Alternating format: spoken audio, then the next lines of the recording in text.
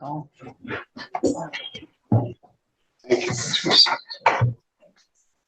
I activated my forward-facing radar in moving mode, same direction, and the screen displayed a speed of 60 miles per hour, and was accompanied by an audible tone consistent with the speed displayed. The vehicle was at 35-mile-an-hour zone of 10. The white Chevy Malibu then turned east on Hawkins Street, and I attempted to catch up. Once again, activated my radar, which showed a speed of 64 miles per hour, and was accompanied by an audible tone consistent with the speed displayed. And that's whose word? The officer's word? That's mine. I'll take my chance. Well, they have video. And I know what the video will show.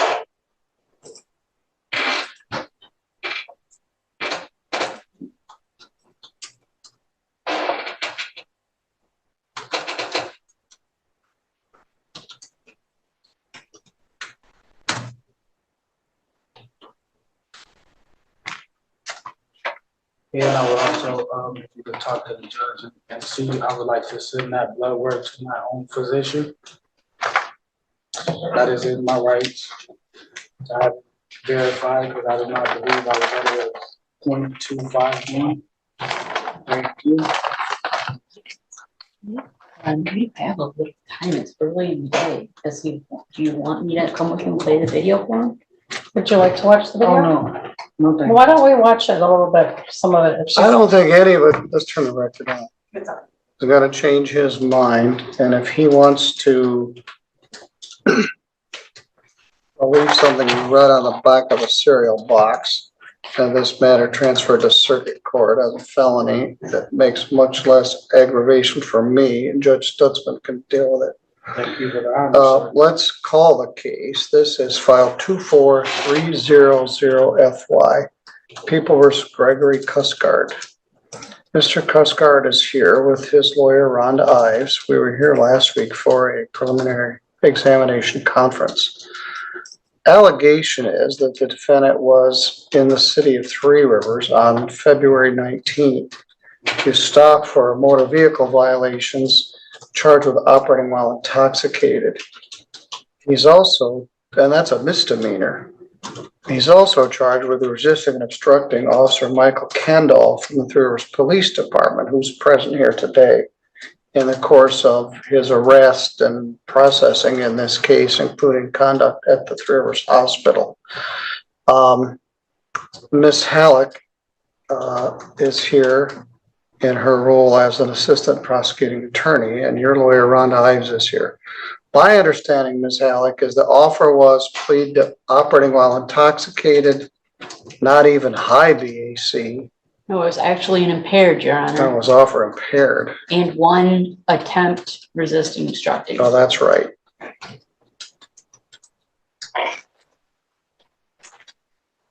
Well, let's go through that again. Impaired driving is a misdemeanor. It's punishable by up to 93 days in jail and a fine of up to $300. Carries 4 points, and it causes your driver's license to be suspended. Has the blood alcohol level come back? Yes. Yeah. Yes. And what is it? I didn't even look. I just got notice today that it was in, but I didn't look because I don't need that. You have it. Came back at a 0.251, Your Honor. All right, well, that's well over the impaired limit. All right, that's one option for you, Mr. Cusgard. The other option is to have a preliminary examination here today. And we talked about this last week. You're absolutely entitled to a preliminary examination. But let me explain again what that is. You're not going to be found guilty or not guilty at this hearing. It's a hearing just to determine whether there's probable cause to believe that a crime was committed and probable cause that you did it. And it's only on the felony charge of resisting and obstructing. The misdemeanor charge will automatically get bound over with the felony, the drinking driving charge. And the whole thing would be sent to circuit court for further proceedings, trial or otherwise, in circuit court. Do you understand? Yes, I do. All right. And so what needs to be found here is simply probable cause that you resisted or obstructed Officer Candolph. Do you understand? Correct. All right, and as I think you're in the same position you were last week, you wish to have your preliminary examination here today. Correct. All right, in which case the prosecutor will revoke the plea offer, No, Your Honor, we'll keep it open. even after the prelim? Well, that's up to you guys. I guess I won't. Then if I was him, I'd have a prelim too. All right. Are you ready to proceed? Yes. Rhonda, are you ready? Yes, Your Honor. All right, well, let's take our testimony and see what we got. Ms. Halleck? Thank you, Your Honor. We would call Officer Candolph.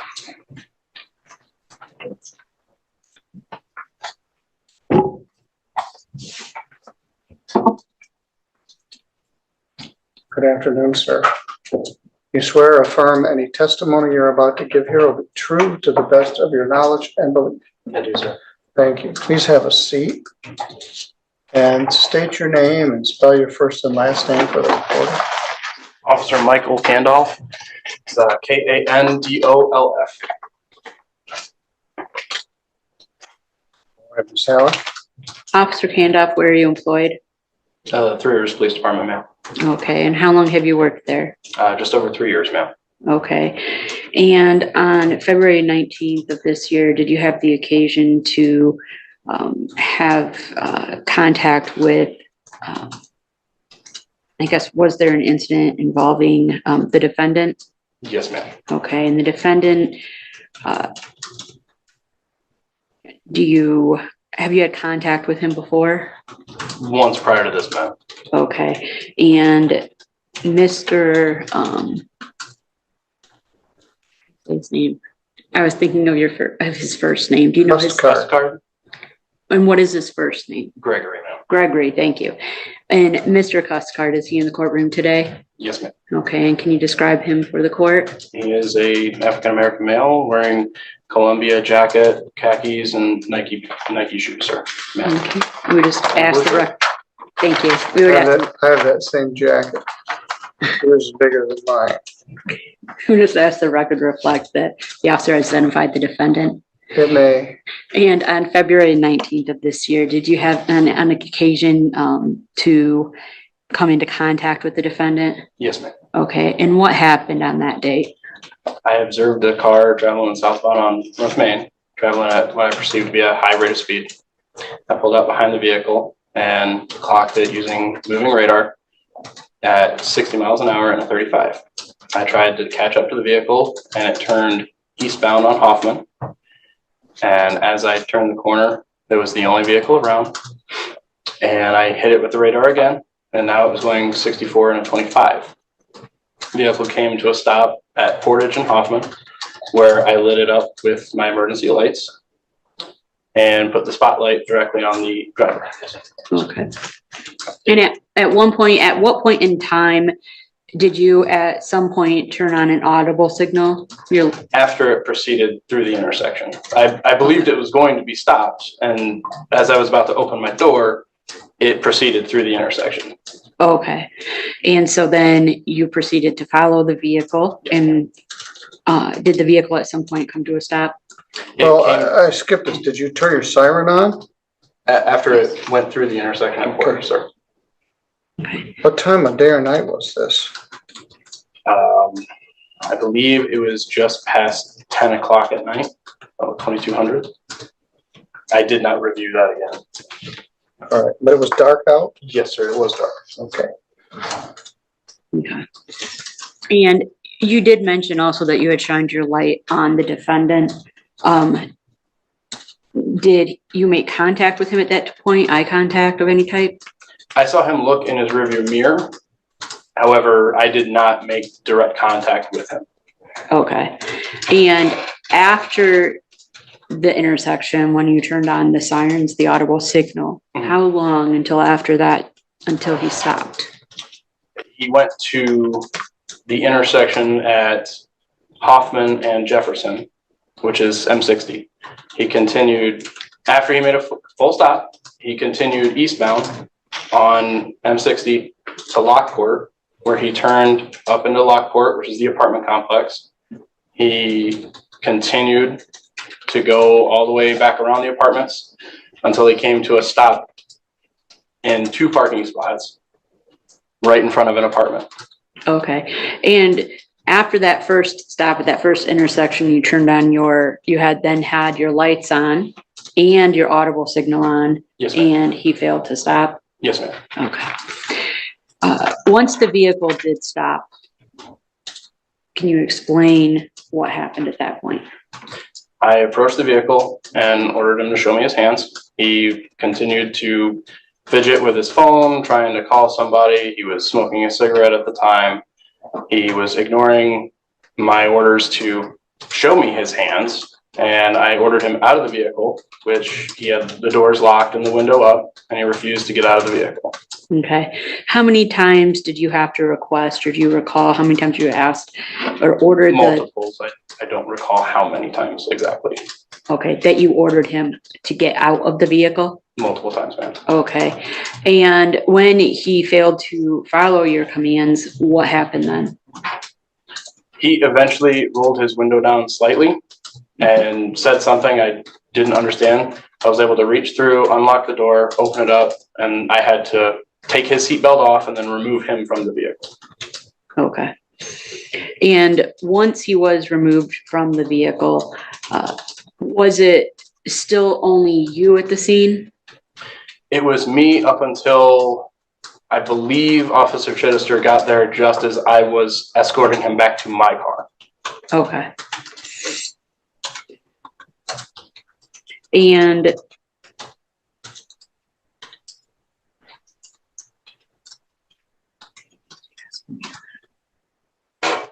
did the defendant offer any explanation to you as to why he did not stop? No, ma'am.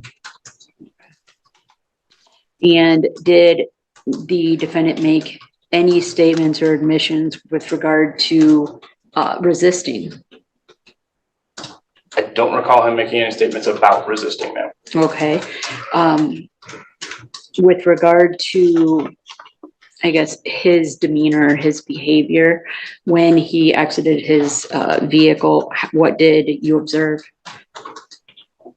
I smelled the odor of intoxicants, and when he was still in the vehicle and looked at me, I could see redness in the eyes, watery eyes, indicating that he may be intoxicated. And at the time, he was making statements while being escorted back to my vehicle. He was making statements about this was his first DUI. Okay.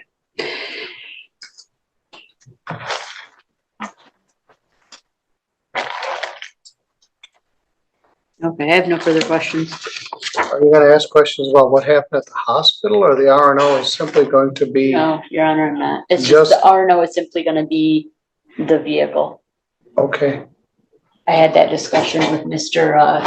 Marvin after reviewing video and okay. We don't give him testimony. All right. It's not gonna help you. Ms. Ives? Thank you. Where did you go to police academy? Kellogg Community College up in Battle Creek, ma'am. And that's where you graduated from police academy from? Yes, ma'am. And do you have any specified or specific training in DUI cases? Yes, ma'am. Can you identify what those are? SFSTs, which is taught by. I guess I would object, Your Honor. We're not here on the drinking and driving case. The impaired is a misdemeanor. I've only presented evidence today as far as what would apply to the officers, the charge of resisting obstructing. It's not relevant. All right, what's your response? Well, Your Honor, I believe it goes to the probable cause of the actual arrest and why, as we get to why he pulled him out of the car. So I think we need to know his training as a preliminary starting point before I can ask him regarding his rationale for demanding that he get out of the car in the first place. The All right, stop, well- Your Honor, was for a speeding violation, had nothing to do with any type of impaired driving at that point in time. Well, that's high speed at 2 neighborhood districts. North Main at that point is all houses, and Hoffman Street all the way along there, 65 and 25 on Hoffman Street drives right at Mr. Robert's house. Maybe he wouldn't like that. Anyway, I'll allow the questions. It goes to her attempt to question his reason for the stop. And the reason for the stop results in the resisting. So the objection has some merit, but I'll allow the questions. Thank you, Your Honor. Again, if you could identify your specialized training in DUI areas. I have training in SFSTs through the academy, just as all officers that I'm aware of do. And you're certified in how to perform SFSTs. And those tests are scientifically proven to show that. And then the rest of the process is generally accepted as you go through the paperwork after you've established your probable cause for it. And you said you were certified in SFTs. What year was that? 2020, ma'am. I'm sorry? 2020, ma'am. 2020. And since you graduated, or what year did you graduate from Police Academy? 2020, ma'am. And since you got out of Police Academy, do you have any other specialized training in DUI cases? Nothing further than that, ma'am, no. Okay. What direction were you facing when you first observed Mr. Cuskard's car? I was facing eastbound. And which direction was he going? He was traveling southbound. Okay, and were you at an intersection or in a parking lot, or I where was were in a you? parking lot. Okay, and were you stationary or what were you doing in the parking lot? I was stationary watching North Main. And which direction was the defendant going when you first noticed his vehicle? Southbound. And what initially struck you about his vehicle when you saw it? It appeared to be traveling at a high rate of speed compared to all vehicle traffic that I've ever seen on North Main. Did you see him pass anyone? He didn't pass anyone, no ma'am. There was no other cars at the time. Were you able to identify, or did he actually pass you when he went in front of you? Were you able to identify the rate of speed that he was going when he passed you? Not at that exact moment, no ma'am. When you pulled behind him, did you notice that there was any weaving in his lane or any traffic violations? Other than the speed, no ma'am. How long were you following him before you were able to capture a speed detection in your car? Was only a few seconds after I pulled out, ma'am. I had to get the radar into the forward facing mode in the same direction, which is only 2 button pushes on the remote, ma'am. And what kind of radar or speed detection unit do you use in your car? I don't know the exact brand, ma'am. Not off the top of my head. I would have to look at that again. Is there more than one? We only use one type of radar at the department. I don't think we have any different units in the department. And how often do you calibrate that speed detection device? We're not certified to calibrate. We can test it to make sure that the instrument is working to the standard at the beginning of the shift, but we don't calibrate it ourselves. That has to be a technician from the company. And how often per policy are you supposed to calibrate it? I'm not aware of that, ma'am. How often do you, Now, this isn't relevant. This goes to a speeding ticket, and he didn't get a speeding ticket.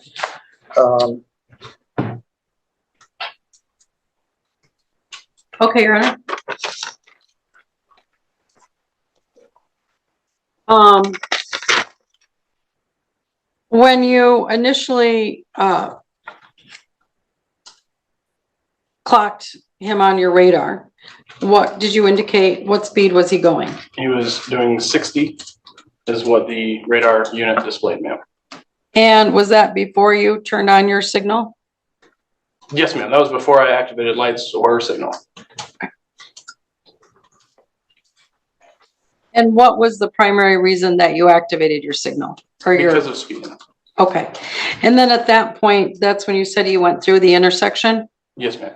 And what intersection was that? No, you've missed a turn. They turned off North Main Street westbound onto Hoffman Street, I apologize. or eastbound on Hoffman Street.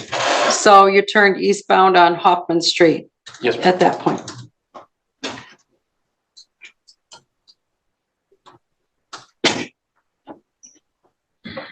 And to clarify, before you entered onto the roadway following Mr. Cuscard's car, what parking lot were you in? I was at Berkshire Hathaway.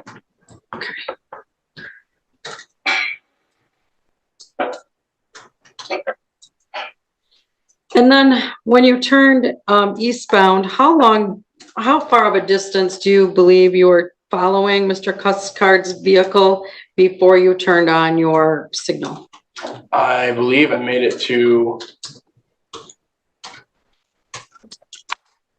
I was trying to get closer before activating my light. I believe I made it almost to Oak Street before I'm sorry, not Oak Pine. Okay.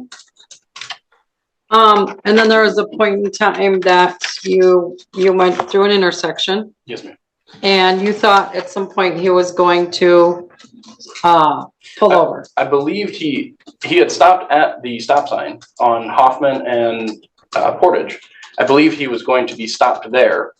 So because I had pulled up behind him with the lights, put the spotlight on him, and I saw him look in his rearview mirror. So I believed he was just stopped. Some people sometimes don't know where to pull off, or if they need to pull off, or just stop where they already are. So I assumed he was just stopped. So I went to open my door, and he continued through the intersection. At that point, had he made a proper stop at the stop sign? Yes, ma'am. Had he been weaving in his lane at all up to that point? Not that I'd observed. And your lights were fully engaged when you were at the stop sign? Yes, ma'am. Okay. And then he went through and then you continued to engage him and follow him after that? Yes, ma'am. Okay. And then, does he accelerate in speed again? And He was doing approximately 30 miles an hour from the stop sign to the next stop. okay, so there wasn't any more high rates of speed. No, ma'am. Okay. And how far from that point, from when he came to the stop sign until he finally stopped? I haven't measured the distance, but I believe it would be about a half a mile, ma'am. Okay, but he did stop. Eventually, yes. Okay, did he pull into a parking place properly? He was just over the line, but he pulled into a parking lot. Yes, ma'am. Well, we're not done yet. He stopped at the intersection of Jefferson, which is M60. Is that correct? Yes, ma'am. Yes, sir. And then he continued eastbound, maybe another quarter of a mile to the Riverside Townhouse parking area. Yes, sir. Which entrance did he go into? The Lockport side, sir. So the first drive on the west side. All right, thank you. Go ahead.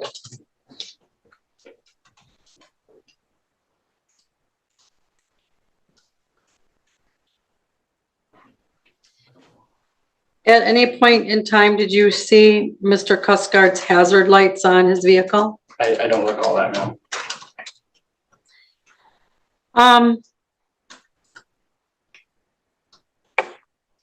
How many officers on scene arrived total? Total, there were 3 of us, ma'am. And who were the other officers on scene? It was Officer Chittister and Sergeant Britton. And who arrived on scene first? Officer Chittister is on FTO, and Sergeant Britton was his FTO at the time. Okay, so they They came arrived at the same time in the same car. in Why sync. don't you explain what FTO stands for? Field training officer, ma'am.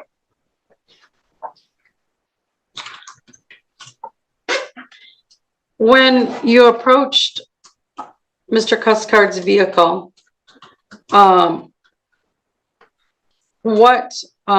did you demand that he get out of the vehicle at that point in time? Because he refused to stop, which is an indicator that something is wrong. And in your training experience, typically you would walk up to a vehicle and ask for a license registration, proof of, If they come to Insurance. a stop, as most people do when you're pulling them over, yes, ma'am. in this case, you did not do that. No, ma'am. You just demanded that he get out of the car, correct? Yes, ma'am. And, did you have any conversations with him at all when you were demanding that he get out of the car? I was ordering him out of the vehicle and he was doing something on his phone and ignoring me. Was there physical resistance when you were attempting to retrieve him out of the vehicle?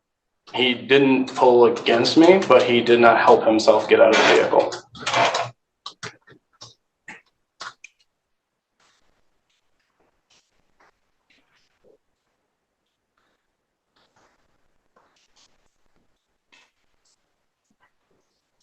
Is it true that, Mr. Cuscard started to come out of the vehicle as you, let's scratch that question.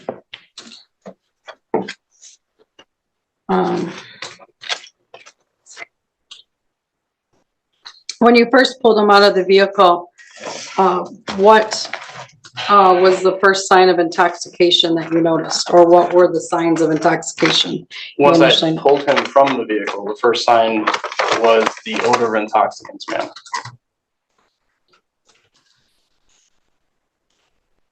Were there any other signs? While he was making his statements, he said that this was his first DUI, and while he was making those statements, his speech seemed difficult and slurred. Now, as you were trying to coax or remove him from the car, Mr. Cuscard was able to get out of the car without falling. He was being assisted out, ma'am. Okay, but he didn't fall as he got out of the car. No, ma'am. He didn't stumble. Not that I recall, no, ma'am. At that point, he was able to have a conversation with you. I wouldn't consider it a conversation, ma'am. Okay, what do you consider it? He was making statements.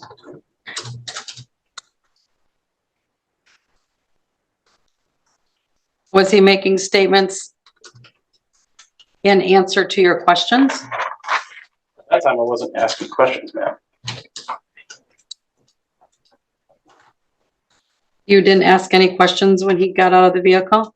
Not while escorting him from his vehicle to the front of my vehicle. I don't recall making any questions towards him, ma'am. Okay. And he was able to walk without stumbling, tripping, or He was falling? being escorted by 2 officers at that point who were holding him by his arms. Okay. Who was the other officer escorting him? Officer Chester.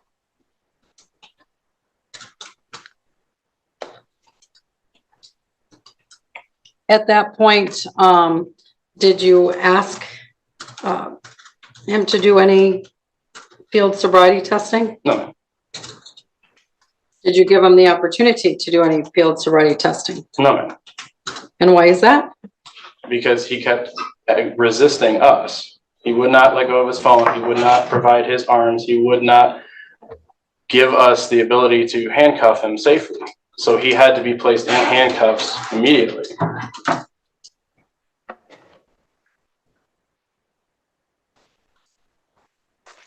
Do you recall a time when his phone dropped? Your Honor, I would object to this line of questioning. This I'm not sure exceeds- why, because she just elicited more I resistance know, instructing but on this his part. exceeds the scope of my cross-examination and what She's my not office- limited by the scope of your cross-examination, Of my direct. of Her your, cross-examination is limited by the scope of my direct. no, it's not, but I'll allow the questions. Thank you. Do you recall the moment when my client's phone dropped? I don't believe it dropped, ma'am. Okay, what do you believe happened? Sergeant Britton had to come and grab it out of his hand. Okay.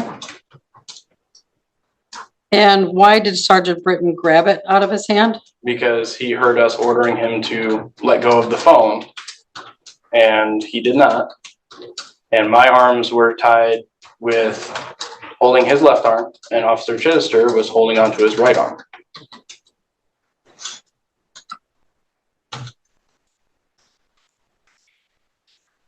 At what point, did you decide that he was under arrest? When he was resisting lawful order, ma'am. Okay. And that was when you were trying to pull him out of the car? Yes, ma'am.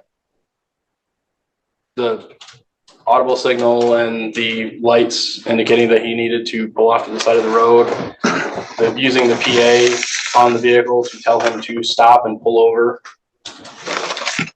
And when you say PA, what does that mean? That is the PA, the announcement. The speaker on the car has two functions. One is the audible signal, which is the siren, and the other function is where I can have a microphone and be using it to make announcements or talk to somebody outside of the vehicle. I used it at least once, I believe twice, to tell the driver of the white car to stop and get off to the side of the road. And this is why you were en route behind him? I was behind him for the speeding, Okay. which he was failing to stop for, and then he refused to get out of the vehicle for a lawful order. I'm trying to identify when you were on your PA, if you were. While driving behind him. While driving. Okay. Thank you for that clarification. I'm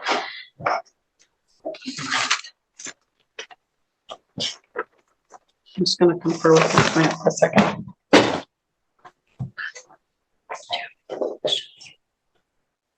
I have no further questions. Ms. Halleck, anything further? No.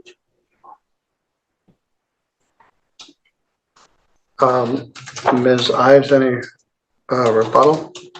No, Your Honor. Argument, Ms. Halleck? Maybe officers step down there. Yes, thank you.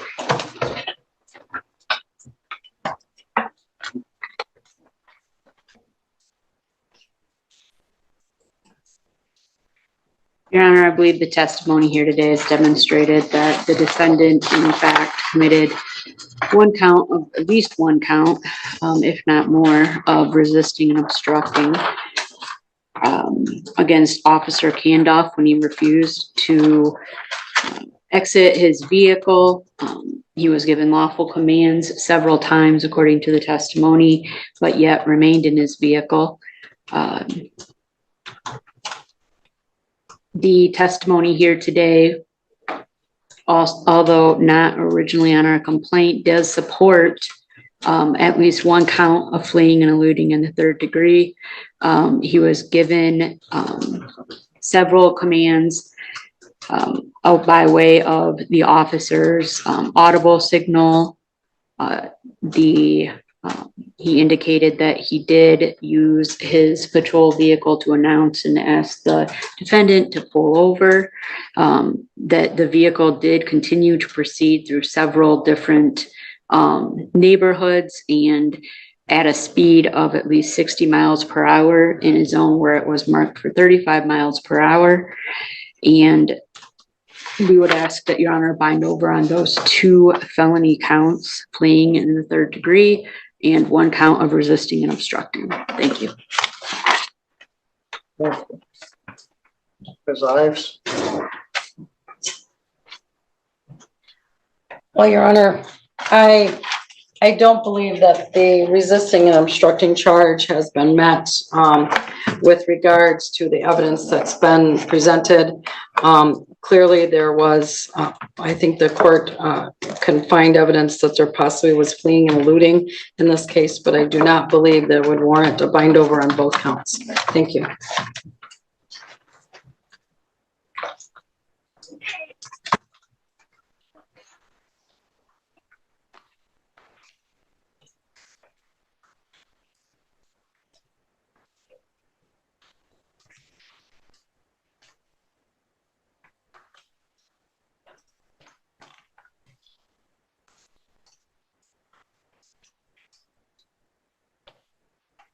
Fleeing and eluding comes in several different varieties.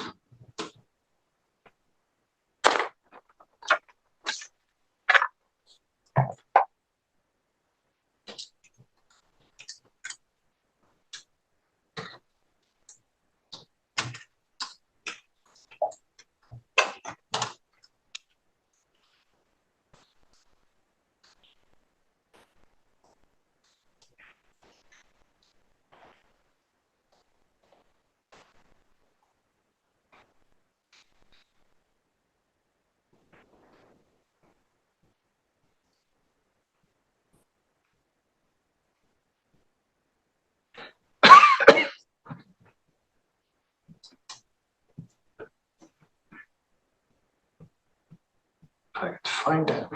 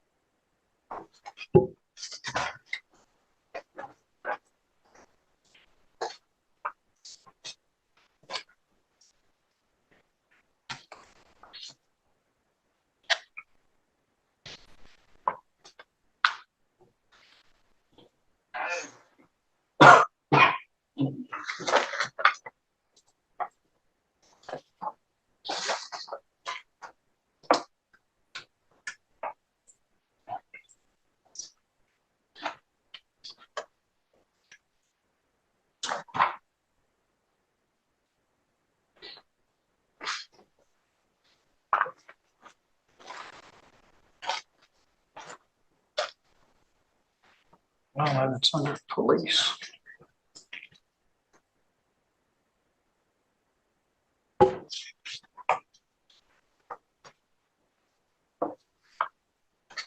There it is. Alluding in the third degree.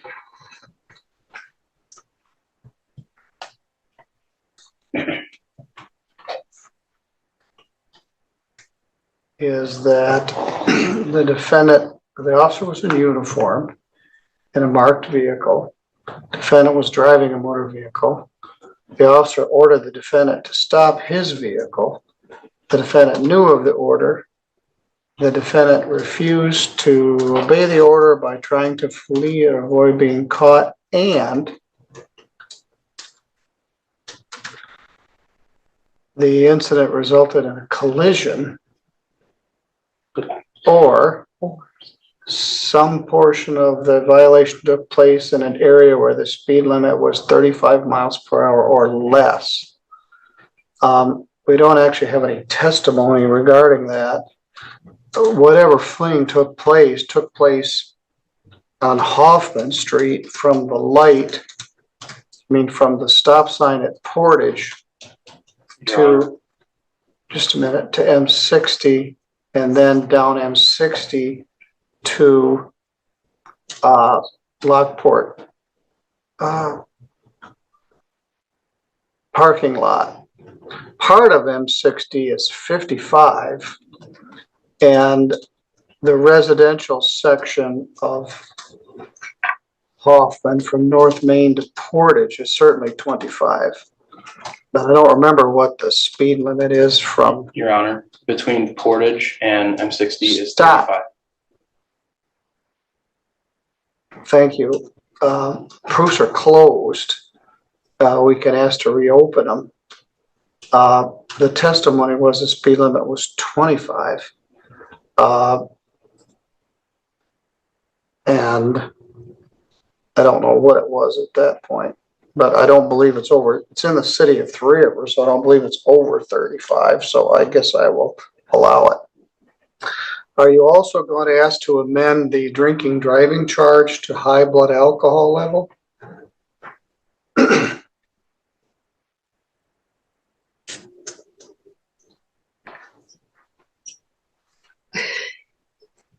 Yes, Your Honor, we will request that.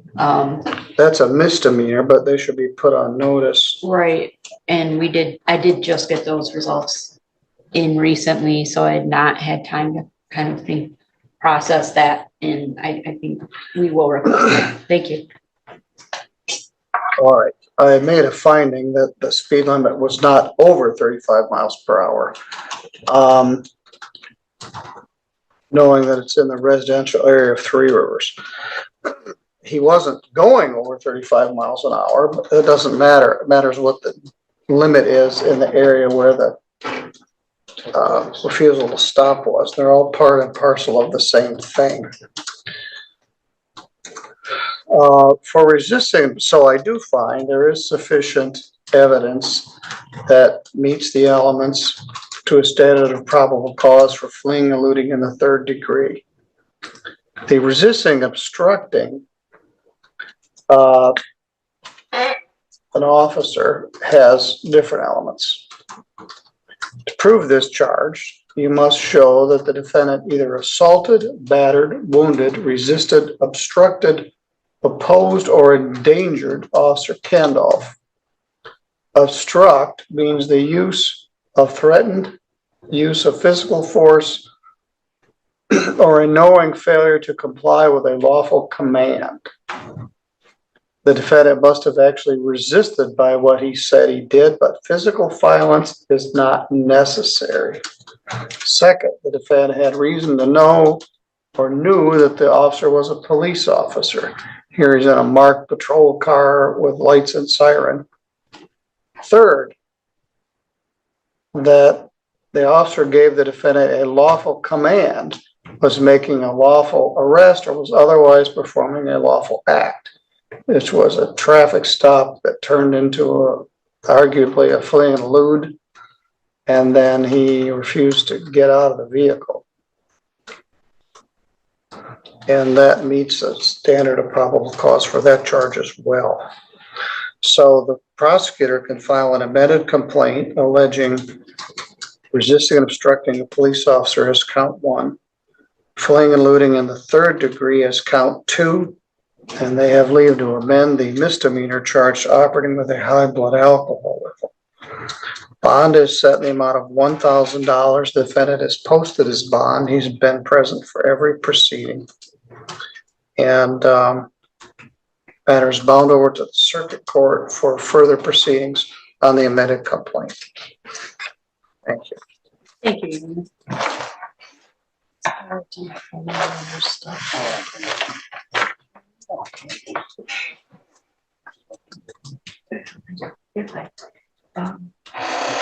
Thank you, Your Honor. All right, good luck, sir. I thought you might like this, but you probably won't take it. But the name's right here. I don't know how to really pronounce it, but it brought up the whole Three Rivers. It's old. It's real old. So you might like to read over that. And also, in there, the anomaly happened down here in 1932.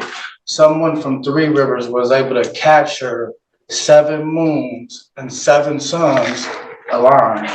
That's a very beautiful anomaly that happened here in Three Rivers. All right, thank you. You welcome. So you gave me a bunch of Three Rivers history? Yep. There you go. All right, I thank already read over it. Rules, regulations. It's all you. All right. So. Hmm. Yeah.